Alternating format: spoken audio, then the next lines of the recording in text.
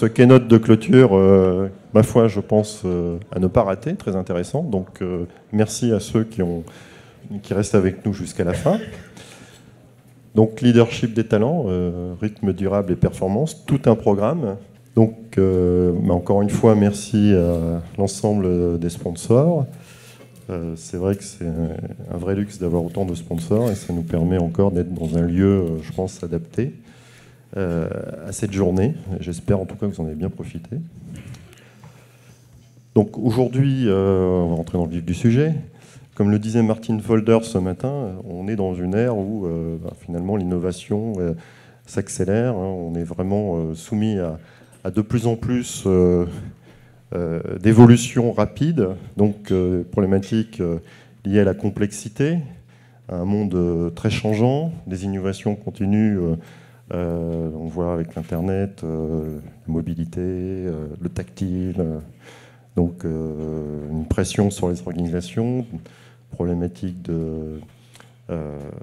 d'adaptation en fait, et de compétition aujourd'hui mondiale. Martine le rappelait aussi ce matin. Donc pour s'adapter en fait, à ce monde très changeant, on peut vite rentrer dans des mauvais modes d'adaptation. L'adaptation sur adaptation en continu, rentrer dans avoir des problèmes de motivation aussi, parce que ça peut être un peu épuisant de toujours, je dirais, refaire un nouvel effort, et donc avoir aussi des problèmes de choix, donc ne pas passer à l'action, procrastination, et aussi arriver aux limites de nos possibilités avec des problèmes de burn-out. Alors une des premières réponses à ce monde très complexe, c'est finalement de travailler sur les organisations. Donc si on fait un peu une comparaison avec ce qui nous amène aujourd'hui ici, c'est-à-dire utiliser les avancées dans le monde sportif, les organisations, quelque part, on pourrait penser à une organisation, je mets un bel organigramme en place, j'identifie les différents types de rôles, je les entraîne, j'essaye de vraiment préparer l'ensemble de mes équipes et des individus. Je mets des schémas tactiques, je mets en place différents schémas tactiques pour atteindre mes objectifs de remporter la victoire en quelque part. Mais j'ai un contexte, donc j'ai un adversaire.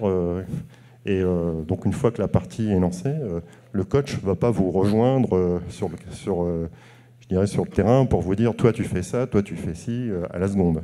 D'accord.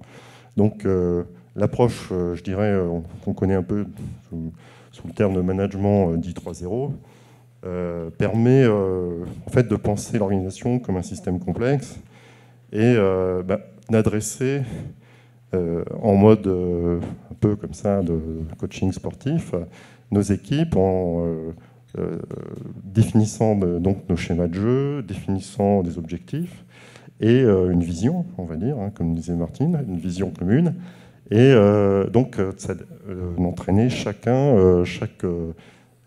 type de personne, donc chaque type chaque personne a son rôle, on va dire, et en fait sur le terrain va émerger des solutions. Donc on s'en remet vraiment aux acteurs sur le terrain. Il ne s'agit pas d'avoir un schéma figé et un organigramme figé. Et on va réagir en fonction du contexte des concurrents. Pour savoir où on en est, aujourd'hui, souvent, on parle de réseaux sociaux et d'entreprises. C'est un bon moyen d'identifier finalement les relations entre les différents acteurs qui court-circuitent un peu ou complètent l'organigramme qu'on a établi, la bonne organisation qu'on a mis sur le papier et qu'on pense être la plus adaptée. Il faut être beaucoup plus dynamique, comme on l'a vu dans les schémas tactiques sportifs, pour vraiment être sans arrêt dans la meilleure adaptation. Alors tout ça, c'est bien beau, mais c'est la partie, on va dire, encore émergente, la partie logicielle, quelque part, de l'organisation. On a vu ici, on parlait de rôle, on parlait des personnes dans l'organisation, et si on continue l'analogie avec le sport, on se retrouve à aussi adresser chacun des membres de l'équipe. N'est-ce pas, Philippe excuse-moi, Patrice. Oui, alors, tu peux me passer là. Merci. Les systèmes complexes, effectivement, on connaît bien ça. Le problème, c'est que l'humain n'est pas, en fait, réellement connecté sur quelque chose de complexe directement. Donc notre premier réflexe dans notre profession a été de chercher des systèmes simples en décomposant ce que nous savions faire à cette époque. Nous avons créé un waterfall, un cycle en V, voilà, nommé à la française. En tout cas, ce système, c'était certainement une bonne invention dans les années 60, mais aujourd'hui, à cause de l'augmentation exponentielle de cette innovation, il n'était plus suffisant aujourd'hui pour arriver effectivement à gérer nos projets trop complexes, trop changeants. Le changement perturbe énormément et c'est là où effectivement on avait des manques. Nonaka et Takeshi faisaient à ce moment-là l'allusion entre une course de relais, l'approche traditionnelle, et une équipe de rugby. Oui, une équipe de rugby, l'objectif est simple. Le résultat, pas forcément évident, surtout lorsqu'on croise les All Blacks, n'est-ce pas? Voilà. En tout cas, le ton est donné. Jeff Sutherland, Ken Schreiber inventent Scrum, la mêlée, le symbole est fort. Et l'allusion entre l'équipe de sport et, en tout cas, la métaphore sport-IT, on se dit qu'en fait, il y a certainement des points de branchement, des points de jonction importants. Et ça, effectivement, ça m'a quelque part interloqué à un moment donné. Et j'ai rencontré Ralph et Philippe sur le sujet, et on a pu comme ça avancer sur certains domaines qui touchent la performance. On en parlera un petit peu plus loin. Scrum invente un système qui est en fait un framework simple et complexe à la fois. Alors, comment les deux peuvent cohabiter ? Là, je vais certainement me tourner vers Philippe pour répondre à cette question. Merci pour la passe. J'ai beaucoup apprécié, je pense que tout le monde l'a entendu ce matin, l'intervention de Martine, qui a démarré en disant « ça va très vite ». Et on a beaucoup de complexes et de chaotiques, voilà, parce que c'est l'interaction entre les personnes, finalement.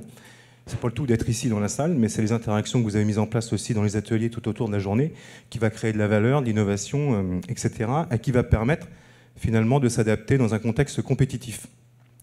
Alors comme il est presque 18h, et vous avez entendu beaucoup de choses, je vais vous raconter une petite histoire pour illustrer ça. On est dans un monde stimulant, donc on est dans la savane, en train de marcher, un français et un anglais, et il y a un lion affamé. Donc un pays émergent, qui voudrait bien faire comme les pays occidentaux, qui apparaît. Donc c'est l'image du lion qui a faim, hein, qui est affamé. Alors c'est l'Inde, la Chine, je ne sais pas, le Brésil, comme vous voulez, ou le concurrent ici présent. Et puis, il y a le français et l'anglais qui se retrouvent face au lion. Alors, il faut s'adapter très très vite à ce qui se passe, parce que c'est très chaotique, n'est-ce pas? Alors, il y a l'anglais, très pragmatique, il pose son sac à dos, il vire ses pâtes au gaz, et il chose des Nike toutes neuves. Alors, le français le regarde un peu hilar. Tu penses que tu vas courir plus vite que le lion? Et l'anglais le regarde, il est plus vite que le lion, non, mais que toi, oui. Donc c'est un peu ça l'idée, hein, que moi j'ai retenue ce matin. Et le lien avec le sport, c'est, et on en parlait encore pendant la préparation, le contexte, on prépare des choses, et puis ça ne réagit pas comme on veut, et ça va très vite à côté, donc on est obligé de s'adapter. Dit autrement, vous avez forcément des choses qui sont plutôt stables, ou assez stables, quand on fait de la maintenance sur un système existant, par exemple, ou autre. Et puis il y a des zones, effectivement, plus complexes. Alors parfois il y a des incidents pas prévus sur les systèmes existants, et puis il faut créer des systèmes qui sont plus performants, plus rapides que les concurrents. Alors comme c'est la fin de la journée aussi, puis ce serait bien de faire de l'interaction, parce qu'il paraît que c'est bien, il faut bouger, hein, et puis faire de l'interaction, j'ai envie de vous demander, puis à la limite, c'est en aveugle, donc personne ne voit, c'est de lever la main et de dire, quels sont les gens qui se disent, tiens, moi je suis plutôt, j'aime bien partir des choses simples et compliquées. C'est bien, il n'y a personne, super. Et donc, tout le monde est de l'autre côté, alors c'est ça? La question, c'est qui se sent plutôt à l'aise dans... J'aime bien plutôt les choses compliquées et simples. Donc être dans la partie droite, plutôt dans l'analyse, plutôt dans l'expertise, plutôt dans les choses où on réagit très vite, on est dans de l'action, on expérimente, on teste, etc. Qui se sent plutôt à l'aise là-dedans? levez la main. Il y a pas de, je vous promets, on note pas les noms, il n'y a pas de photos qui sont faites, il n'y a pas de publication sur tweet, etc. Les vacances, c'est simple, voilà, c'est bien, par exemple. Et ça sert. Et donc, quelles sont les autres personnes qui sont plutôt à l'aise dans le flou, l'émergence, le complexe, ou les choses où effectivement plutôt imprévues, qui sont surprenantes, et sur lesquelles j'ai à réagir très très vite et à m'adapter? Super. Ralph? OK. Qu'est-ce que vous entendez par simple? Simple, c'est des règles que j'applique. Compliqué, c'est des modèles informatiques que je mets en place pour construire un Airbus ou une voiture. Complexe, c'est chaque fois qu'on touche à l'être humain, on est sur du complexe. Puisque l'environnement interagit avec la personne qui interagit avec l'environnement, on est forcément sur du complexe, donc du non maîtrisable.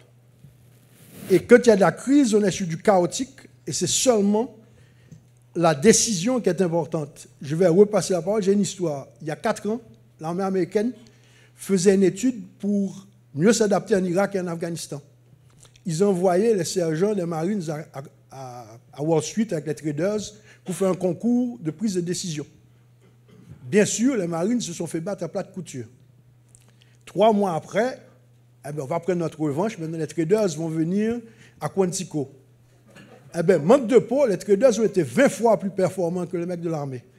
Résultat, le livre de l'armée qui dit qu'il faut respecter le manuel, il faut rester sur des règles, ils ont été brûlés parce qu'on se rend compte que dans un environnement chaotique, c'est la capacité de décider qui est importante, pas des règles et des manuels.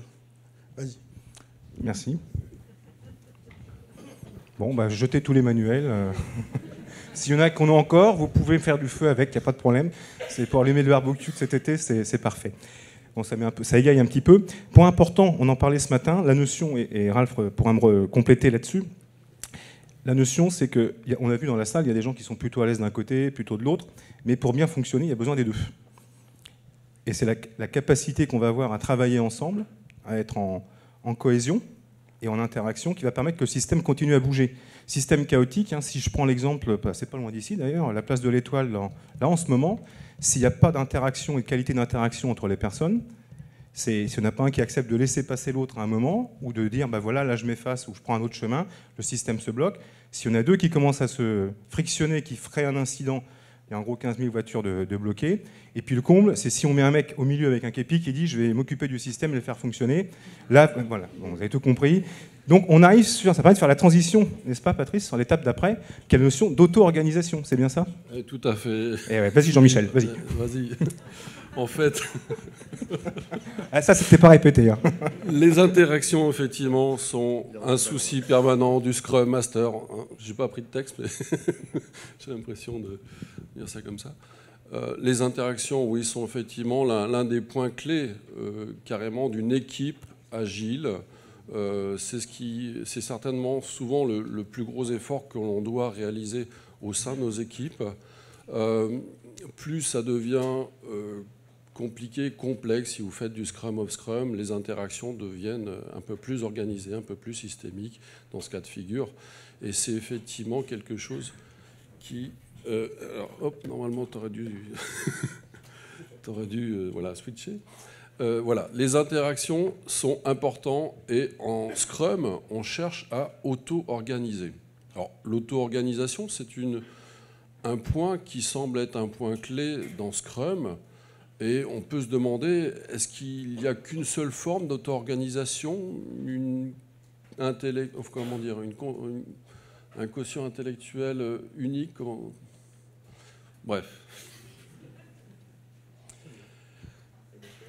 quelque chose où tout le monde pense comme si c'était qu'un seul cerveau. Mais en fait, la jonction avec le sport, ma question va tourner autour de ça, c'est que est-ce que l'on ne peut pas trouver d'autres formes d'auto-organisation? Je pense que tu as déjà suggéré quelque chose, Xavier, mais l'auto-organisation, qu'est-ce que c'est réellement? Est-ce que l'on peut créer des équipes peut-être plus grandes que nos 7 plus ou moins 2 que l'on a l'habitude de rencontrer en Scrum? Et voilà, qu'est-ce que l'auto-organisation dans le sport? Est-ce qu'on pourrait transposer ça également peut-être en informatique? Ralph, qu'est-ce que tu en penses? L'auto-organisation en sport, c'est de mettre les personnes sur leurs points forts. Si on travaille sur les points faibles, on ne progresse pas. Donc, il faut utiliser les points forts pour combler les points faibles. Donc, mettre tout le monde sur des autoroutes. Donc, en d'autres termes, si vous travaillez avec un chien, il vaut mieux qu'il aboie et ne pas lui apprendre à miauler. Voici ce que ça veut dire. Donc, très clairement, apprendre aux personnes à faire des choses qui leur conviennent, qui sont liées à leur capacité et liées à des choses qu'ils font simplement. Dans le sport, on sait que si quelqu'un met beaucoup de temps à apprendre quelque chose, il a des difficultés à l'apprendre, il ne l'utilisera jamais en situation de stress. Okay. Dernière chose, okay. Les 3 P de la performance, c'est quoi pour vous? Pour nous, les 3 P de la performance, c'est du plaisir. Si je n'ai pas plaisir dans ce que je fais, je ne performe pas. Deuxième P, c'est la peur. S'il n'y a pas un peu d'enjeu, un peu de peur quelque part, je ne bouge pas. Et le 3e P, c'est la paix. Comment je suis en paix avec moi-même, mon environnement, avec ce que je fais. Donc, en d'autres termes, pour nous, dans le sport de haut niveau, si on n'a pas les 3 P, on ne peut pas être performant. Ok, la performance. La performance, un mot qu'on connaît bien en fait en agile. On est parti de systèmes effectivement humains relativement pas très efficaces vers un peu plus d'efficacité. Et aujourd'hui, entre 2 réunions, vous entendez un manager parler d'hyperproductivité, d'efficacité, performance d'équipe Scrum, d'équipe agile. C'est bien la performance, mais quelle est la limite de cette performance? Il faudrait arriver à l'analyser. En tout cas, Ralph, peut-être, tu veux peut-être nous dire des choses là-dessus? Pour moi, il y a une phase optimale. Quand on la passe, eh ben, on a des risques de burn-out. Et un burn-out violent, c'est un keroshi. Un keroshi, c'est un terme japonais qui veut dire qu'on a au moins 1 an d'arrêt ou c'est une fin de carrière. Donc, voici ce que ça veut dire là-dessus. Donc, en d'autres termes, la performance de haut niveau, la qualité de la récupération est parfois plus importante que la qualité de l'entraînement. Ce n'est pas la quantité d'entraînement, c'est la quantité de la qualité. Quand j'ai plus de qualité, je fais n'importe quoi. Ok, très bien. Donc ça veut dire, si j'ai bien compris, que lorsqu'on commence à trop faire d'efforts, il vaut mieux revenir sur une zone pas trop élevée d'efforts pour être relativement efficace. C'est ça? C'est ça. Ok, super. Maintenant, en fait, on sait faire du Scrum, on est performant. Mais cette performance ne nuit-elle pas, comme on vient de le voir, quelque part à l'efficacité des équipes? On en demande toujours plus. Quelle est la limite de ce système? On a fabriqué peut-être une machine à pression. On est passé de systèmes non efficaces à des systèmes efficaces, voire maintenant des systèmes qui mettent trop la pression. Alors, comment on va pouvoir réguler ce système-là? Ralph? Non, Philippe, vas-y. Philippe? Ouais, Philippe, je te passe. Le micro, c'est mieux. Merci. Alors ça, c'est un peu la démolition d'un mythe. Il faut expliquer pourquoi. C'est que qu'est-ce qui se passe pendant la récupération, pendant qu'on dort, par exemple? Eh ben, on va reconstruire le muscle ou les neurones qu'on a sollicités, détruits ou fatigués dans la journée. Donc ça, c'est important de comprendre que quand je fais un effort physique ou un effort intellectuel, je contribue à créer des schémas, mais je fatigue et je détruis du muscle ou je détruis du cerveau. Une dépression sévère, c'est 25% de la masse cérébrale sur la partie centrale du cerveau, sur l'amygdale de moins. Donc c'est 25% de compétences, de skills, d'adaptation et surtout de sociabilisation de moins. Donc autant vous dire que s'il faut que je fasse de la coopération quand je suis dans cet état-là, c'est relativement délicat et difficile. Donc ça, c'est important de comprendre que plus vous régénérez, et il ne s'agit pas de dire qu'on ne fait rien. Je vais prendre un exemple très simple. Tous, quand vous portez une charge, vous la mettez dans votre main préférée, la droite ou la gauche, dépendant, vous êtes droitier ou gaucher.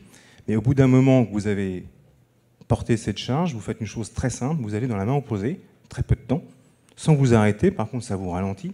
C'est moins aisé, c'est moins facile, mais ça me permet de laisser au côté fort le temps de se régénérer. Et en alternant comme ça, voilà, ça me permet de pouvoir prolonger mon effort ou de mieux le vivre, entre guillemets. Récupérer, ce n'est pas s'arrêter complètement. ça c'est très important. Récupérer, c'est faire quelque chose qui me permet de me régénérer, parce que quand je m'arrête trop longtemps, le cerveau se démyélinise. Ça veut dire que la couche de graisse qui permet au système électrique de fonctionner diminue. Donc on sait ça dans le sport. Par exemple, quand on s'arrête pendant un moment, eh bien, il y a une perte de vitesse dans la capacité d'exécution et une perte de qualité dans ce que je sais faire. Donc il ne faut pas s'arrêter, il faut faire un peu pour ne pas perdre, mais il faut récupérer. C'est bon, on va continuer. À quoi ça peut ressembler de la récupération? Je vous laisse faire les analogies. Là, on est sur du sport, mais qui prend le temps de, parfois, s'accorder tous les midis une pause pour aller manger, boire régulièrement. Un cerveau qui n'est pas hydraté, c'est 25% de performance en moins. La première consommation pour le cerveau, c'est du glucose, c'est du sucre. Donc si vous ne prenez pas de petit déjeuner le matin, vous arrivez à fond dans du développement, de la maintenance, que sais-je, une réunion, etc., ou une défense de dossier chez un client. Il y a peut-être des gens qui défendent des projets chez des clients. Dites-vous bien que peut-être que vous faites l'économie du temps, vous pensez gagner du temps, mais en termes d'efficacité de performance à court terme et à long terme, il y a de fortes chances que ce soit contre-productif. Alors vous allez dire, c'est qui celui-là qui parle pour « j'ai fait, j'ai donné ». J'ai donné des palliatifs à coups d'excitant, de café, de cigarettes, me lever tôt le matin, faire le con, etc., faire 7000 bornes de voiture par mois, j'ai fait. Et ça fait me coûter très cher. C'est pour ça que je vous en parle comme ça aujourd'hui. C'est qu'on en revient, on peut se reconstruire, mais quand on est allé dans cette zone-là, je peux vous dire que là, vous avez un grand moment de solitude et vous ne savez pas quand est-ce que vous revenez et comment vous revenez. Et comme le dit Ralph, ça peut être 3 mois, ça peut être 3 semaines, ça peut être 3 jours, ou ça peut être fin de carrière. Voilà. Donc le but, c'est qu'on vous dit ça, c'est pas pour vous faire peur. C'est de savoir que si on alterne bien et on a les bonnes récupérations, eh ben, on en ressort plus fort. Parce que pendant qu'on récupère, on apprend, on progresse et on agrandit notre zone d'aisance. C'est-à-dire que plus j'ai porté lourd de la main gauche, d'accord, de la main droite, pardon, si je suis droitier, et que j'ai équilibré de la main gauche et récupéré, régénéré, eh ben, plus je développe la capacité à m'appuyer sur cette force. Et je grandis ma zone d'expression dans cette force. Donc ça, c'est important de comprendre. Pourquoi? Quand on est dans un métier comme les vôtres, où c'est à peu près 15-20% d'obsolescence des savoirs par an, parfois même plus, eh ben, si vous ne mettez pas de récupération, à un moment, vous allez devoir vous arrêter, contraint ou forcé, pour récupérer et digérer de toute façon le plat que vous avez ingurgité de gré, de force, par plaisir. Le pire dans votre métier, pour moi, c'est que je rencontre que des gens passionnés. Donc c'est terrible, vous êtes passionné par ce que vous faites. Donc quand on aime ce qu'on fait, eh ben, on n'a pas du tout, je dirais, les mêmes freins que quand on a du déplaisir. Quand on a du déplaisir, on a de bonnes raisons de se dire, je rentre chez moi et je m'enquiquine ici. Mais quand en plus on prend du plaisir à développer, à résoudre les problèmes, c'est d'autant plus dangereux, parce que je suis super content de ce que je fais, je pense que tout va bien, et puis à un moment, boum, tout va moins bien d'un seul coup. On va faire un peu de pratique. Si tu veux, on peut parler encore un petit peu. Si tu veux, voilà. Parce que la récupération, en fait, aujourd'hui, en informatique, on n'en parle pas. À quel moment on arrive à l'organiser? La récupération des données, oui. Merci. Mais à part ça, il n'y a rien. On la met pas, on va la garder pour la prochaine. Il faut organiser cela, d'accord? Il faut l'organiser, cette récupération. Quand on commence à atteindre des niveaux de performance importantes, il faut l'organiser. Et il n'y a pas que ça aussi. Il y a d'autres choses à faire en plus que cette partie récupération. Mais déjà, pensez déjà à vous et organisez ça. En fait, on pousse les gens, mais si vous n'organisez pas également la récupération, vous n'obtiendrez plus quelque part, enfin en tout cas moins de créativité que ce que vous pourriez avoir dans ces équipes. J'ai vu en fait dans un pays très très très lointain, rien à voir avec le monde de Shrek, hein. J'ai vu dans ce pays en fait des gens essayer d'organiser des équipes en faisant des Scrum of Scrum sur des choses très prioritaires et en créant ce qu'on appelle des équipes, un banc de récupération. Des personnes qui travailleraient comme ça sur des choses pas trop prioritaires. C'est la colonne de droite. Et ceux qui seraient sur la gauche, eh bien pendant les 4 prochaines semaines, à fond. Et pour le prochain, donc la prochaine itération, il changerait à ce moment-là de personne. Cette récupération est intéressante. C'est organisé. Il y a aujourd'hui, je constate dans les organisations, en tant que CST, je me permets de constater ça un petit peu partout, il y a plusieurs formes d'organisation et à plusieurs niveaux. Donc ça, c'est intéressant de regarder et je pense que c'est quelque chose qu'il va falloir penser à organiser. Okay. J'ai une question pour vous. Le matin, qu'est-ce qui commence par ce qu'il n'aime pas faire? Levez la main. Je commence toujours parce que je n'aime pas faire. Okay. Donc je finis, je mets de côté ce que je n'aime pas faire. D'accord? Hein? Dans le sport, c'est 20% de perte de performance. On commence toujours par des choses qu'on aime faire. Ça permet de créer un crédit pour rester performant toute la journée.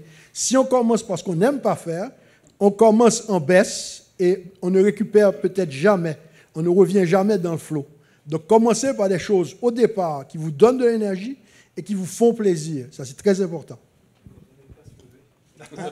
Eh bien, quand on aime ça lever, eh bien, on fait autre chose.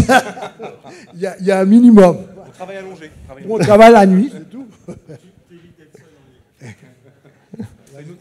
Donc, par rapport à la performance, en fait, certains peuvent avoir un rythme préférentiel en mode itératif. Hein, donc, travailler avec Scrum ne leur pose pas de problème, mais on constate souvent, passer à Scrum, dans les organisations, on a 20 à 30% de personnes qui l'acceptent mal.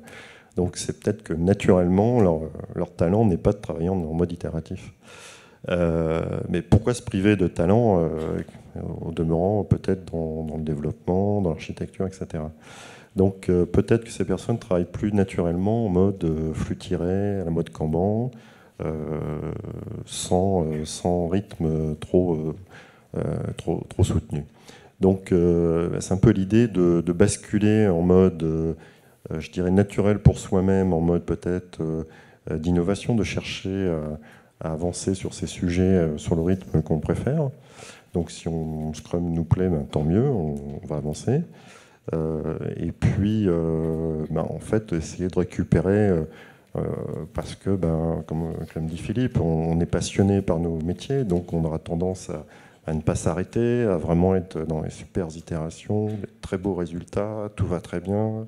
Puis à un moment donné, ça commence à fatiguer, la vélocité baisse, on ne comprend pas, on est toujours autant motivé. Voilà, donc une bonne idée en termes de management, c'est d'alterner peut-être entre deux modes, un mode donc très itératif, et puis d'aller travailler dans un mode équipe de récupération, peut-être faire un peu de maintenance, changer un peu d'équipe, aller travailler en Kanban, et puis voilà, en flux tiré, je prends une tâche, j'avance tranquillement. Je suis en récupération, mais en même temps, je suis 100% quand même efficace pour l'entreprise, hein, quelque part. J'ai juste changé de rythme en termes de modèle de développement. Voilà. Et après, je peux revenir. Je peux revenir, repartir en mode Scrum. Et quelque part, c'est un moyen aussi d'entretenir la motivation. C'est-à-dire que certains vont avoir un mode différent, hein, opposé, vont préférer Kanban en flux tiré, et puis retravailler en mode itératif, pas très longtemps, pour récupérer et voir une autre façon de travailler et réalterner. Donc, l'équipe de récupération, ça ne signifie pas obligatoirement être moins intéressant pour sa société. Hein, on va avoir d'autres idées, d'autres points de vue, mais on va récupérer de son côté par rapport à son mode de fonctionnement. Pas soutenable. Vas-y, avance. Ouais, tiens, on va laisser ça, c'est intéressant. Pour faire voir ce que ça veut dire, récupération, activation, vous avez un enregistrement qu'on opère quelquefois quand on moniteur des gens qu'on a identifiés en zone de fatigue ou qui se sont tout simplement identifiés en zone de fatigue. Et vous avez la différence entre des courbes lorsqu'ils sont debout ou couchés. Le mode normal, c'est que lorsque je suis debout, comme ça l'est très bien sur cette figure, la partie rouge, qui est l'activation, doit être supérieure à la partie verte, qui est la partie ralentissement du système nerveux autonome. Et lorsqu'on est couché, ça doit être le contraire. Et là, vous vous apercevez que la personne, lorsqu'elle est couchée, la partie rouge reste supérieure à la partie verte. Qu'est-ce que ça veut dire? Ça veut dire que pendant qu'elle dort, elle ne récupère pas et continue à se fatiguer. Parce que l'activation est telle que certainement elle doit continuer à faire du développement si elle fait du développement, ou à s'entraîner si c'est un sportif, hein, ou à autre chose si c'est quelqu'un d'autre. Et l'activation reste, et parfois quand on se réveille le matin, notre épouse nous dit « Je ne sais pas avec qui tu te battais cette nuit, mais tu as fait des sauts de carpe ». Ça prouve bien que je n'étais pas désactivé, quoi. Quand je fais des sauts de carpe dans le lit comme ça, vous imaginez que le système cardiovasculaire, il n'est pas à 50 pulsations minute. Mais peut-être que sur le saut de carpe, il monte à 150, 160, comme lorsque je fais un saut, hein, sur une impulsion normale. Donc ce qui est intéressant de comprendre avec ce petit outil, on va avancer sur la plage d'après. Une seconde, Philippe. Vas-y, je t'en prie. Reviens sur Vas-y, reviens. Ce que vous constatez aussi, le niveau d'énergie est très bas. Il est à peu près à 2005. Un sportif de haut niveau a 36 000 comme niveau d'énergie. Donc vous regardez bien que c'est quelqu'un qui ne va pas bien. Et que s'il continue comme ça, eh ben, il va falloir faire Houston, I've got a problem. Parce qu'il va chez le médecin, c'est ce que ça veut dire.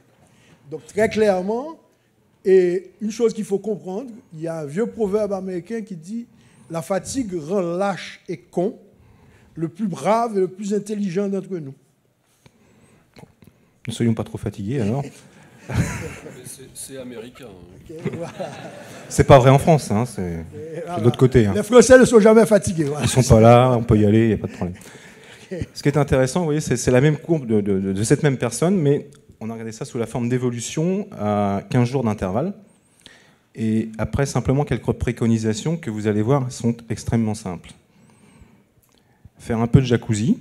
Jusque-là, c'est pas très compliqué. Mais quand on dit un petit peu, c'est pas 3 heures. Hein. C'est 20 minutes de jacuzzi, peut-être 3 fois par semaine, en fin de journée, peut-être même 2 fois, pour désactiver. Aller chez l'ostéo au moins une fois, pour replacer tout ce qui est replacé et remettre toutes les rotations du squelette qui vont bien. Parce que je ne sais pas vous, mais moi, quand j'ai une épine dans le pied, j'arrive pas à me concentrer. Hein. J'ai un peu de mal. Donc quand vous avez les structures osseuses avec des vertèbres qui sont en tension ou des muscles qui sont tendus, vous pouvez toujours imaginer que ça fonctionne bien et que vous résolvez bien les problèmes. La réalité, c'est que le cerveau cherche d'abord à régler le problème physiologique. Parce qu'il gère d'abord la survie avant le complexe. Donc si j'ai faim, si j'ai soif, si je suis fatigué, si j'ai des tensions musculaires, si j'ai les os qui sont déplacés, c'est d'abord ça qu'il cherche à résoudre. Alors il envoie des signaux divers et variés qu'on entend plus ou moins, parfois pas. Parfois on se lève et on se bloque, et on n'a pas d'autre choix que de prendre l'arrêt maladie ou d'aller d'urgence chez l'ostéo. Donc on est contraint. Ce qui est intéressant, c'est de voir que très très vite, en 15 jours, sur quelqu'un qui était vraiment dans une zone, vous voyez, en haut, vous voyez que la partie activation et la partie récupération étaient quasiment inexistantes. C'est quelqu'un, s'il restait trop longtemps dans cette zone-là, d'ailleurs ça lui était déjà arrivé 2 fois auparavant, il avait fait un infarctus. Donc là, il préparait son 3e infarct sans aucun problème. Et la boîte. Et la boîte. Mais il est toujours en vie. C'est ça qui est important. C'est qu'il a fait ce qu'il fallait dans sa pratique. Il n'a pas changé radicalement sa vie professionnelle. Il a juste intégré quelques éléments simples dans des routines, donc des choses stables, qui lui permettaient de rester chaotique. C'est quelqu'un qui travaillait sur 5 pays différents, etc. Donc il était comme beaucoup de gens ici, en déplacement, etc. Mais il a réussi en 15 jours à inverser la courbe. Et quand il a fait son bilan cardiaque auprès de son cardio, parce que vous imaginez bien que c'était quelqu'un qui était très suivi au niveau cardio, et pour cause, il lui a dit « Ah, c'est bien, pour une fois, c'est mieux ». C'était ses mots. Pour une fois, c'est mieux. Il avait simplement fait 3-4 choses extrêmement simples comme celle-ci. Donc ça, c'est un point important, essentiel. C'est pas des choses compliquées, c'est juste l'intention que j'y mets. Et je sais ce qui est bon pour moi et ce qui me permet de récupérer, vous le savez tous. Mais parfois, on trouve tous, moi le compris d'ailleurs, le premier, de bonnes raisons de ne pas le faire. En se disant, je le ferai plus tard, c'est pas grave, j'ai ça à faire, j'ai ça à faire, j'ai ça à faire. Mais tôt ou tard, de toute façon, vous allez passer plus de temps que si vous êtes reposé pour faire les choses, donc vous allez accentuer la fatigue, ça c'est le premier point. Le deuxième point, c'est que de toute façon, le temps que vous n'avez pas passé à récupérer, vous allez le passer à un moment ou à un autre. Ça, il ne faut pas rêver. Le corps, à un moment, va gérer, dire stop. Je propose un exercice pratique pour vous faire voir que la récupération, ce n'est pas quelque chose de compliqué, ce n'est pas quelque chose de complexe et que tout le monde sait le faire. On a besoin d'un ou d'une volontaire pour venir ici, avec nous sur scène. Et on va faire un peu de mesures de variabilité cardiaque et faire voir comment on peut très facilement, mettre la physiologie de régénération et de récupération, y compris le soir à 18h, après une journée intense, y compris si je suis fatigué. Voilà. Sous vos applaudissements, on va faire comme chez Jacques Martin. Voilà. Donc tu habites où? Merci. Ton prénom c'est? Yannick. Eh bien, écoute, Yannick, bienvenue. Ils sont où tes parents? Vous connaissez tous le jeu de la vérité. Donc si vous avez des questions à les poser, vous pouvez les préparer, c'est dans 5 minutes. Voilà. Voilà. On va faire une chose, je vais prendre le pointeur, il y a un pointeur je crois. Hein. Pas dans les yeux, donc à faire. C'est celui-là. Ok, c'est bien celui-ci, là, le rouge. Hein. Voilà, ok, ça va, on y va. Donc on voit apparaître ici, vous voyez, sur la partie verticale, les variations instantanées du rythme cardiaque. Vous avez dit, c'est toujours comme ça. Oui, c'est normal. Qu'il y ait des grandes variations, c'est plutôt une bonne nouvelle. Quand il y a des petites variations comme ici, et que ça commence à être plat, comme dit Ralph, c'est comme dans les films à la télé, ça fait bing. Donc, Yannick, c'est bon signe. On ne va pas assister à quelque chose, à une mort en direct, tout va bien. On a eu du bol, parce que la dernière fois, ça nous est arrivé, on en a fait 2 comme ça, donc... non, je blague. Donc, qu'est-ce qu'on voit apparaître aussi sur l'axe ici horizontal? C'est... Tu peux mettre les histogrammes, s'il te plaît, Patrice? De telle sorte qu'on puisse voir ce qui se passe au niveau de la variabilité. Merci. Donc, on voit apparaître ici, en bas, sous forme d'histogramme, en restitution en termes de fréquence, l'intervalle de temps qu'il y a entre chaque battement du cœur, qui s'appelle la variabilité cardiaque. Cette variabilité, c'est elle qui nous permet de nous adapter. C'est-à-dire que si je suis frustré, j'ai peur, etc., bah, ça va réduire, pour pouvoir très vite libérer, avoir une physiologie qui soit prête au combat ou à la fuite.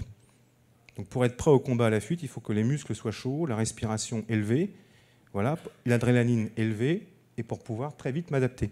Au contraire, si tout est calme, voilà, et ben, ça va faire élargir la variabilité cardiaque, d'accord, et plus on vient dans ces zones-là, plus on est dans des zones plutôt d'abandon, de tristesse, etc. Alors là, il y a beaucoup de frustration, en disant je ne sais pas ce qu'ils me font, et d'anxiété, en disant je ne sais pas où ils m'emmènent, ce qui est normal.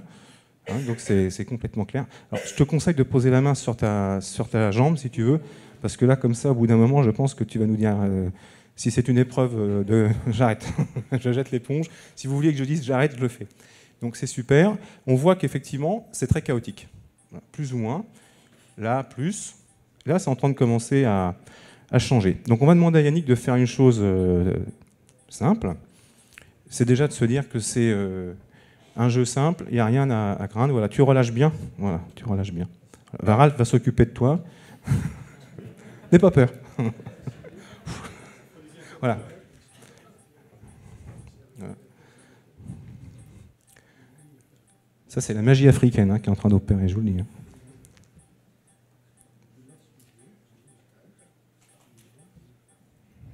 Ok.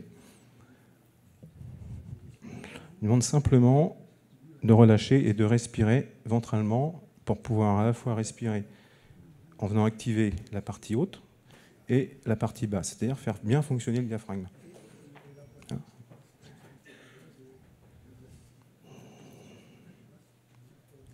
Voilà. Là, on a un artefact de capteur.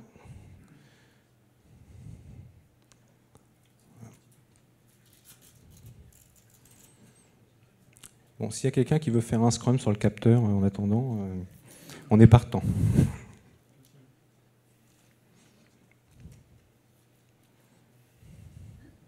Voilà. Peut-être que tu relances, Patrice, ou il faut avancer plus loin le capteur, peut-être. Voilà. Toi, tu continues à travailler tranquillement.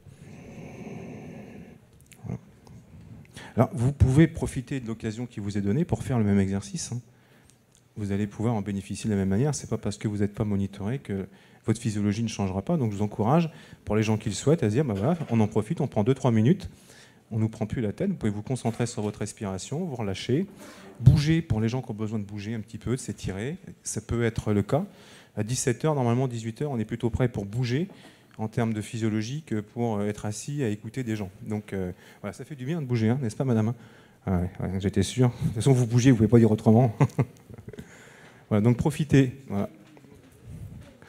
Voilà. Ok. Pas facile, hein? Pas facile. Peut-être faire une chose. Voilà. Voilà. pose tranquillement. Et relâche bien les épaules. Voilà.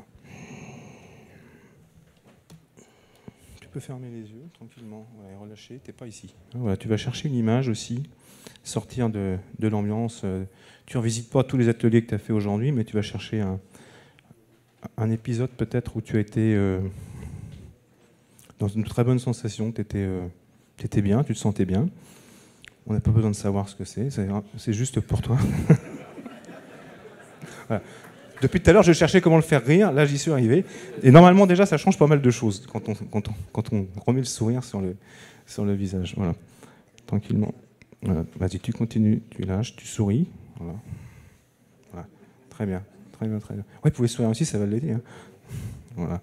Très bien, tu continues, c'est super. Vas-y, continue. Vacances, c'était un mot magique. Voilà, la plage. Voilà, tu continues, tu respires. Voilà.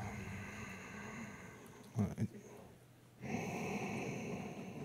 Voilà, ça commence à stabiliser tranquillement. Vous pouvez le voir apparaître à l'écran. Vous voyez qu'il y a ici un centrage qui se fait aux alentours de 0,10. Voilà. On va continuer. On relâche bien.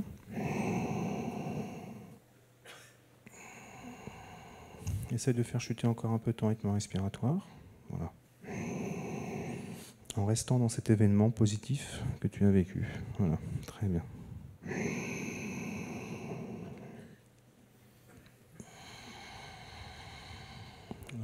Ouais. Mais c'est le rythme respiratoire qu'il faut. Voilà. Expire à fond, voilà, bloque un petit peu en bas. Bloque un peu en haut. Voilà. Expire. Inspire, bloque, expire. Bloque légèrement, inspire. Voilà, super, continue. Voilà, continue. Voilà, synchronise-toi sur mon rythme.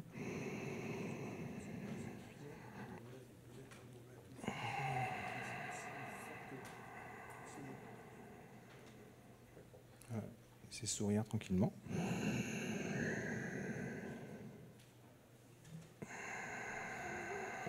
Voilà, continue.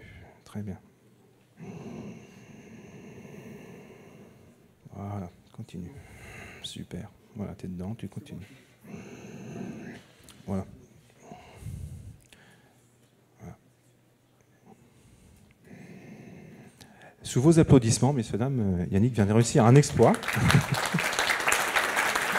Voilà. Tu peux regarder ce que tu as fait. Regarde comment tu étais avant et regarde ce que tu es en train de faire maintenant. Toi, et si on avait l'historique qui apparaissait, tu aurais vu qu'avant, en bas, tu étais partout réparti, parfois même très très fort à gauche, avec une respiration que tu as vue au début qui était très haletante. Voilà. Et maintenant, tu vois, tu as réussi à stabiliser. Donc je t'encourage à rester dans cet état dans lequel tu as mis beaucoup de mal à atteindre. C'était pas facile pour toi, mais merci parce que tu y es arrivé. Donc c'est que tu as réussi à faire que le cheval se calme et que le cavalier dise attends, maintenant on calme le jeu, on n'est plus au galop, on se met au trot, puis après au pas. Voilà ce que tu as fait. Donc c'est vraiment super. Merci à toi de te prêter à ce jeu. Voilà. Tu gagneras pas d'iPad. Hein, comme c'était le truc ce matin, il y a des iPads à gagner, tout ça. Voilà. Par contre, tu as appris que même en situation extrêmement stressante, où tu es extrêmement sollicité, extrêmement fatigué, tu peux changer ton état interne, moyennant un peu de concentration et de volonté. Donc ça, c'est super que tu aies pu garder ça, et garder ton self-control, puisque c'était le thème. Ce qui est important de comprendre, pourquoi mettre une physiologie cohérente, comme on l'a vu, c'est que lorsque ma physiologie n'est pas cohérente, le cerveau, notamment reptilien, l'assimile comme si j'étais menacé. Donc il me débranche les parties frontales du cortex qui savent gérer la complexité pour pouvoir me préparer plus facilement à fuir et à lutter en reproduisant des stratégies connues. C'est l'histoire que je vous ai racontée tout à l'heure entre l'anglais et le français. Voilà. C'est qui va courir plus vite que qui et qui va survivre. On est dans les processus de survie, d'adaptation. Donc on n'est pas très adaptable, sauf si c'est une situation connue, normalement on s'en sort bien, mais si c'est une situation plus complexe et plus inconnue, eh ben on va surtout être très mal adapté à la situation. C'est pour ça que c'est important aussi pour la perf, au-delà de la récupération. Ralph ? C'est la notion, les lobes exécutifs, c'est ce qui est à l'avant du cerveau. C'est ce qui permet de gérer la complexité, c'est ce qui permet de penser et de croiser, de combiner les choses. Quand on a peur, il cesse de fonctionner, donc on ne peut que reproduire les mêmes comportements. Quand on a très peur, eh ben, on combat ou on fuit. Ok, ce que nous avons mis en évidence, c'est que le corps et le cerveau fonctionnent en cohérence. Donc la nature ne fait pas les choses par hasard. Donc, ou bien nous marchons en posant d'abord les talons, ou bien nous marchons en posant d'abord l'extérieur des pieds, l'avant et l'extérieur des pieds. Et il y a une liaison directe avec notre manière d'analyser, de combiner, de prendre l'information. Donc ça, c'est des choses qu'on a mis en place. On a des centaines de milliers de personnes qu'on a testées. Et on a aussi des algorithmes de mesure. Et on peut voir ça aussi avec des plateformes de force, etc. Donc on commence à voir. Donc la population humaine se divise en 50-50. Donc on sait très bien que les personnes qui marchent par le bas, c'est le bassin qui pose l'appui. Donc j'ai besoin de systématique, j'ai besoin de savoir où je pose mes pieds. Et les personnes qui marchent par le haut, c'est l'épaule qui pose l'appui. Donc j'ai besoin de me projeter. Donc les personnes qui marchent par le bas partent des moyens pour aller vers les possibilités. Les personnes qui marchent par le haut, c'est les possibilités qui trouvent les moyens à mettre en œuvre. Donc c'est... Deux personnes pour faire voir. Élie, sous vos applaudissements. Ok, super. Super. Donc il va montrer ça. Non, c'est bon. Ok, c'est bon.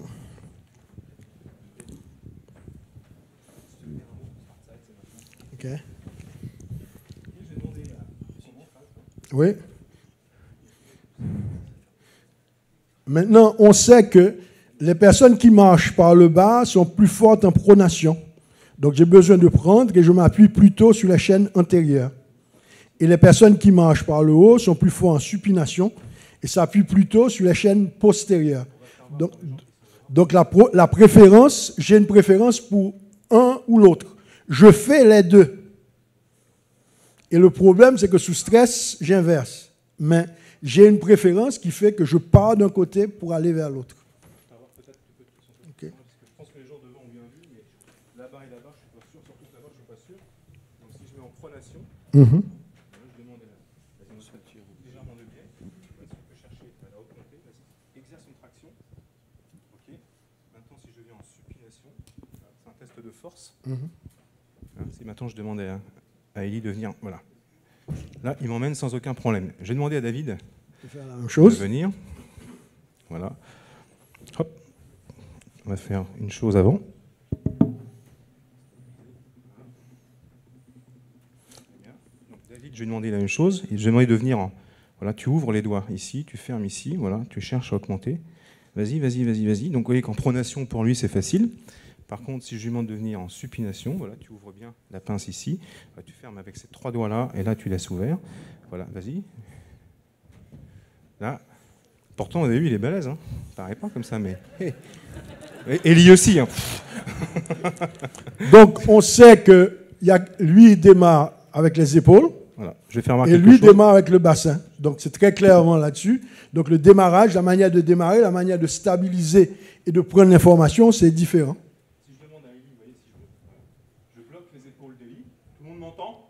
Oui. Si je bloque les épaules d'Élie, tout le monde entend ? Parfait. On recommence. Merci Xavier. Ça m'a évité de me péter la voix. Voilà. Et je demande à Élie, je bloque ses épaules simplement avec mes 2 pouces et je dis à Élie, voilà, essaye de démarrer ta marche. Voilà. Voilà, vous avez vu, c'est pas mal. Prom danse, hein, c'est un nouveau style. Voilà, ça vient du Moyen-Orient. Et donc, garde les pieds au même niveau. Voilà. Voilà. Maintenant, je viens bloquer juste ses hanches, voilà, et je lui dis vas-y, Élie, démarre ta marche. Voilà. Il place ses épaules, ça ne lui pose aucun problème. Si je viens sur David, voilà, je commence pareil par. Je bloque ses épaules. Avant ce bassin. Voilà, tac. Vous voyez, arrête, je vais tomber. Attention. Et si je lui bloque par contre, vous voyez, juste les hanches, voilà, mais je mets juste les pouces, regardez. Voilà, regardez. Okay. Sans à peine aucun effort, je bloque. Et dans le sport, ça se voit, ça. Il y a plein de connotations. Par exemple, à nos participants. Pourquoi Zidane, quand il dribble vers l'intérieur ou Messi vers l'extérieur, il y a des tendances. Voilà. Donc c'était juste pour faire voir les choses. On va continuer maintenant sur une autre préférence, si on peut faire avancer. C'est la prise d'information. Voilà. Sur la prise d'information, Ralph, tu as des candidats, des candidates? Ouais. Tu penses qu'on peut prendre les mêmes deux, non? Tu penses, non? Non, c'est pas sûr. OK. OK. Ouais, des candidats. OK. Et lequel tu penses qu'il est NF, lui? Non, c'est NT. NT. Donc, et qui d'autre que F? Bah tiens, on va demander à... Okay. Tu peux venir, c'est pas prendre une femme, pour pas croire que c'est vrai chez les hommes et pas chez les femmes, parce que ça, on le sait qu'on va avoir la question après. Okay. Donc, maintenant, les yeux ont deux manières de prendre l'information. Donc, les muscles oculaires sont reliés aux muscles profonds de la colonne. Ou bien je travaille avec une colonne étirée et j'ai besoin d'une vision à haute fréquence, j'ai besoin de voir et d'analyser les choses. Ou bien, je tasse la colonne et j'utilise des muscles oculaires qui balayent. Donc, on sait que les personnes qui ont une vision à haute fréquence ont besoin d'abord de comprendre avant d'agir. Les personnes qui fonctionnent sur la basse fréquence ont besoin de ressentir, de valider par rapport à eux-mêmes avant d'agir. Voilà. Intéressant, on va savoir tout de suite. Tu peux venir de l'autre côté, Xavier, s'il te plaît. Voilà, ça c'est bon. Donc, ok, tu vas simplement inspirer à fond. Tu étires ta colonne, tu inspires et tu bloques. Tu inspires, tu blonfles, voilà, tu étires. Maintenant, tu viens augmenter progressivement la poussée vers moi. Vas-y, augmente vers moi. Vas-y, augmente. Continue. Le plus que tu peux, continue. Voilà. Tu te souffles. Non, mais tu peux t'organiser. C'est pas une question de souffle. Vas-y, recommence. Inspire, bloque. Maintenant, viens. Attends, anticipe pas. Vas-y, inspire, bloque. Voilà, viens pousser vers moi. Augmente. Continue. Le plus que tu peux, le plus longtemps que tu peux. Voilà. Voilà. Je fais voir ça pour que vous compreniez que c'est pas moi qui le pousse. J'accueille sa poussée. D'accord ? Maintenant, on va faire le contraire. Maintenant. Tu vas expirer à fond, s'il te plaît. Vider et te tasser.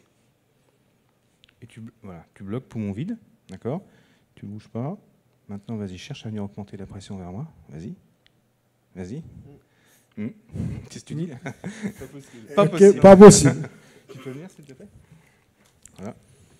Hop. Voilà, c'était pas du verre. Est-ce que tu peux inspirer à fond, s'il te plaît? Tu bloques poumon plein.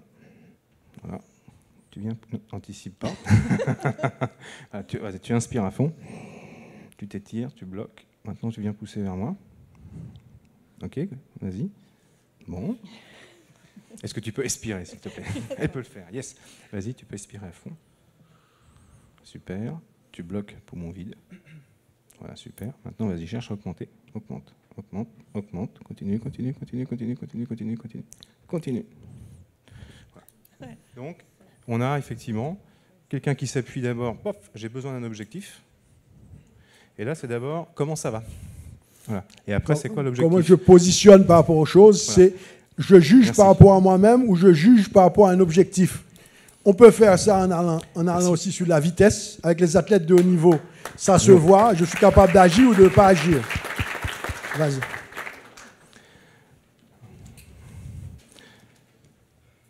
Voilà. Donc, vous avez compris qu'on peut marcher par le haut ou marcher par le bas et qu'on peut avoir une préférence pour la vision haute fréquence ou la vision basse fréquence. À partir de là, ça nous donne 4 cadrans, entre guillemets, qui nous permettent de pouvoir identifier d'où je pars. Donc j'ai besoin de partir par le bas et puis d'avoir un objectif. Je peux partir par le bas ou au contraire avoir besoin de placer les relations.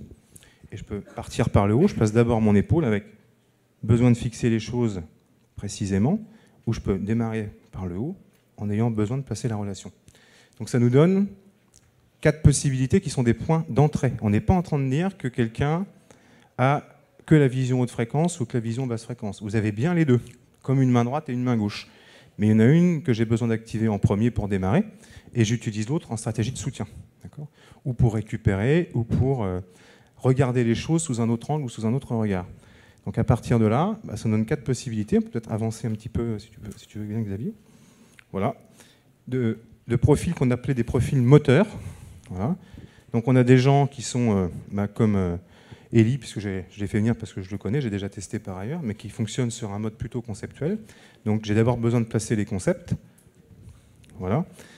Et dans un deuxième temps, je viens travailler sur la globalité, j'ai besoin de placer la relation et d'aller dans des choses concrètes. Mais d'abord, il faut que je projette où je vais, il faut que j'ai la cartographie globale. D'accord ?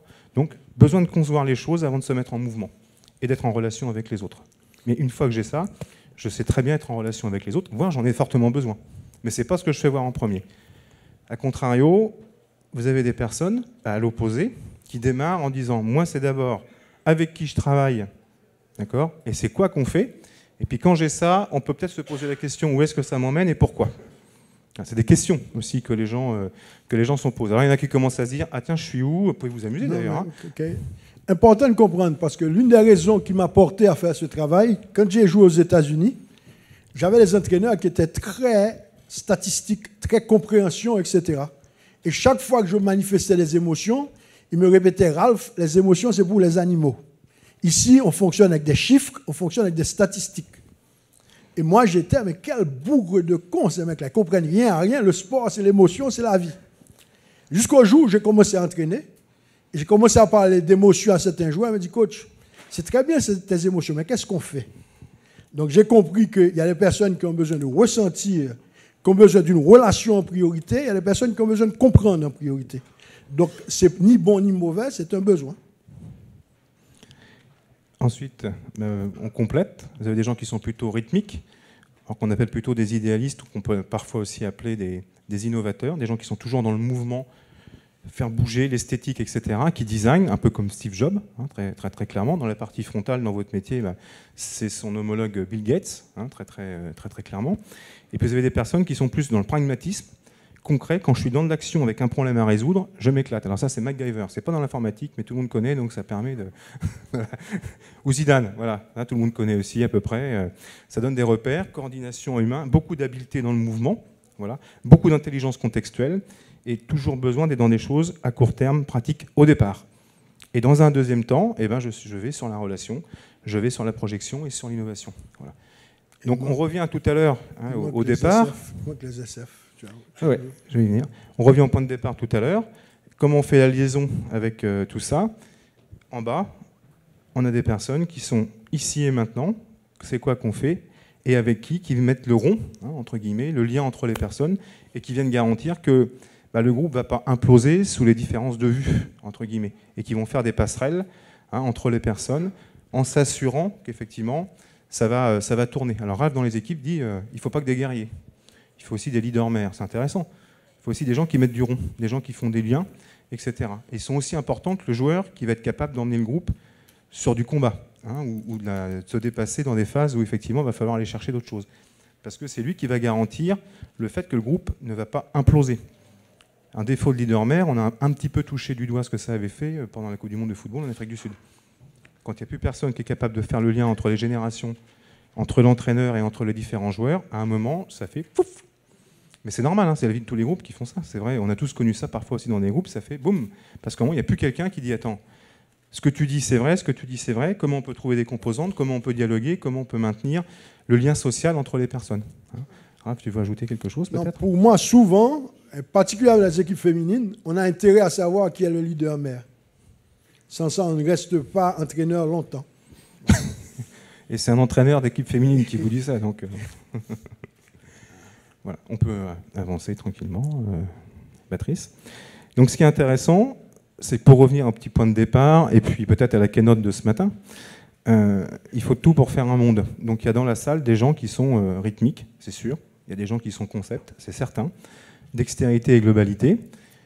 Vous utilisez bien deux versants à chaque fois, puisque vous êtes droitier et gaucher.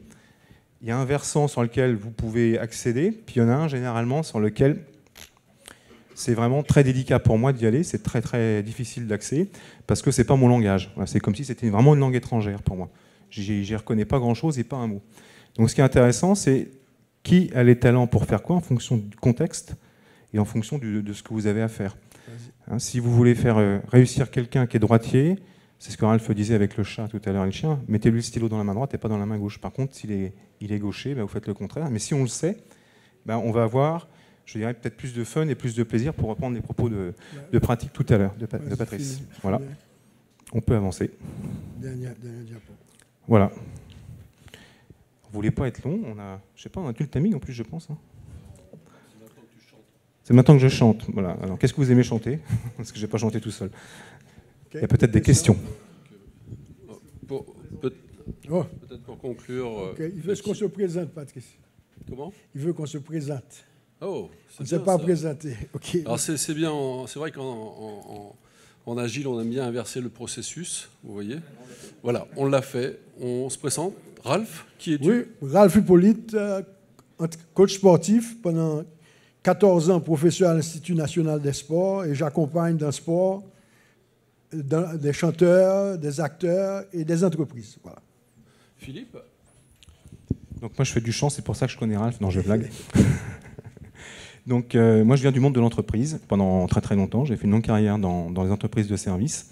Voilà. Et puis il y a une dizaine d'années, j'ai migré de l'opérationnel aux ressources humaines, en particulier pour m'occuper du développement des compétences. Et depuis 3 ans maintenant, j'ai décidé de me consacrer à plein temps à ce que je faisais déjà en partie à temps partiel et qui me passionnait.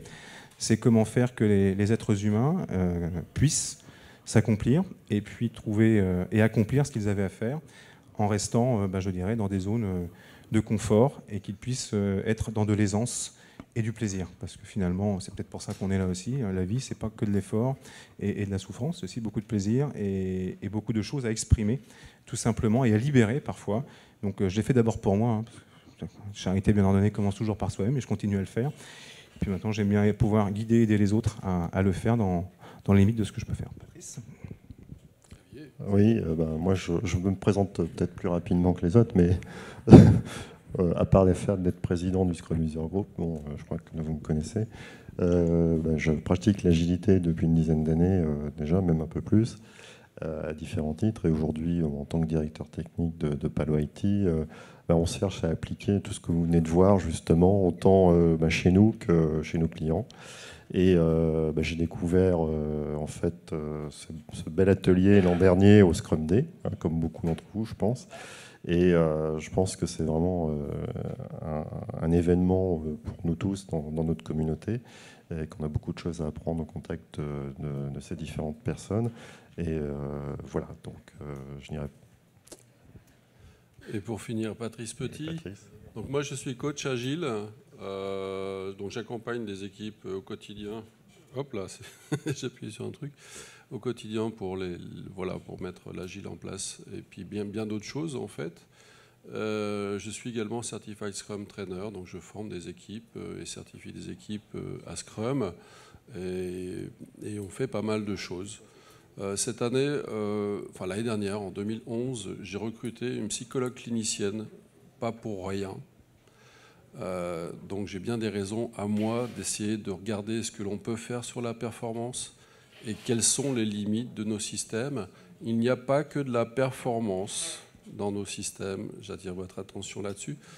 Aujourd'hui, c'est vrai qu'on a des capacités avec Ralph, Philippe, à faire des choses autour du fun, mettre des choses en place et de manière très très efficace.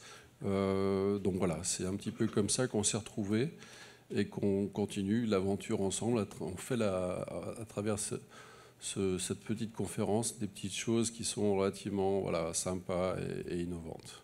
Xavier ? Merci Philippe. Patrice, excuse-moi. Au fait, ce matin, on a vu une petite vidéo là, qui présentait un peu ce keynote des joueurs de ping-pong. Finalement, pourquoi cette vidéo Tiens, Ralph.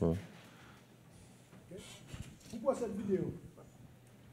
cette vidéo? Vous avez 2 joueurs suédois, même âge, même village, même entraîneur,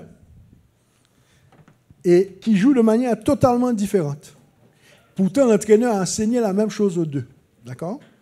Et ce qui est intéressant, je suis intervenu au championnat du monde de tennis de table, il y avait l'entraîneur qui était là, et il voulait que celui en bleu fasse comme le joueur en jaune, qui est une légende, Jan-Ove Wallner, qui était le joueur de tennis de table du siècle. Cette équipe suédoise, c'est la seule à avoir battu la Chine dans une Coupe du Monde, et les 2 ont été champions du monde. Mais ils jouent de manière totalement différente. Il y a un qui est sur les 2 pieds, qui travaille avec le bassin. Il y a un autre qui joue totalement en appui sur le pied droit. Pourquoi? On leur enseigne exactement la même chose. Ils sont tous les 2 champions du monde. Et ils ont des tempéraments et des manières de voir qui sont absolument différentes. Donc, pour montrer que même dans le même contexte, avec la même chose, on s'exprime toujours par rapport à qui on est. Donc, le bleu, personne, c'est un R, et Waldner, c'est un D, en tant que motricité. Donc, ça, c'est des choses que je vois. En regardant une vidéo d'un homme politique ou d'un athlète, sa motricité est évidente. Vas-y. Tu vois ça? Y a-t-il des questions? Si vous pouvez sortir la raquette de ping-pong maintenant et les balles et vous pouvez jouer. Voilà, c'est le moment de se lâcher. C'est ça, Xavier? Quoi? Quand vous choisissez les personnes qui vont intervenir sur le plateau, vous choisissez avant par rapport à la personne, non? Non, on essaie de voir par rapport à vos yeux. Et si on vous a vu marcher, on essaie de voir par rapport à ça. Donc, on a déjà un indicateur avec les yeux et avec la manière de marcher pour une petite idée de comment fonctionne la personne. Quand il me regarde, il me fixe. Donc, très clairement, je sais qu'il a une vision à haute fréquence. Okay, donc, c'est ce qu'on peut voir. Donc, on perçoit ça. C'est des choses qu'on voit dans l'entraînement et dans l'enseignement. On n'a pas dit que c'était un aigle. Hein. On a dit qu'il avait un regard qui fixait. Y a-t-il d'autres questions? Merci pour votre attention de toute façon, mais y a-t-il d'autres questions? Bon, je crois que...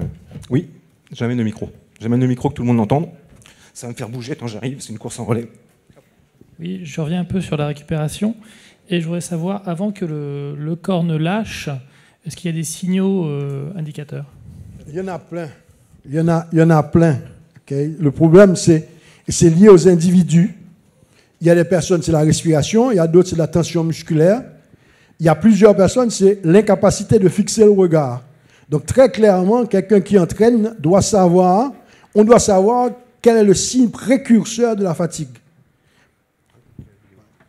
Tu veux faire un commentaire sur la vidéo? Donc, regardez, il y a un qui est tout le temps en train de sauter autour de la jambe gauche et à tourner.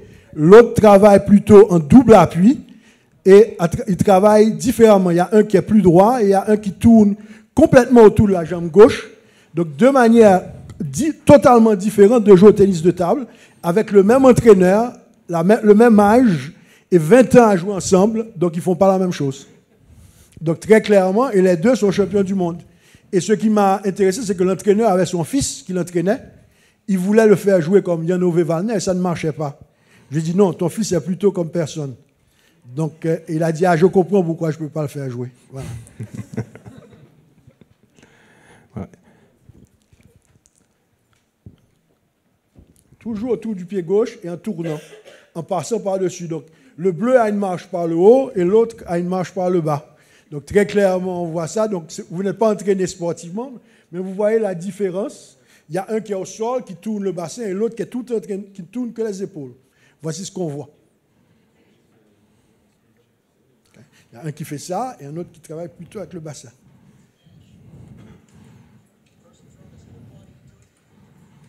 Vous avez compris que c'est du très haut niveau parce que cette balle va extrêmement vite et elle revient. Même au ralenti, elle est rapide. Hein. Je peux vous dire que ça va. C'est un exploit de renvoyer cette petite balle à cette vitesse-là. On la voit à peine. OK. C'est bon. Bon, merci.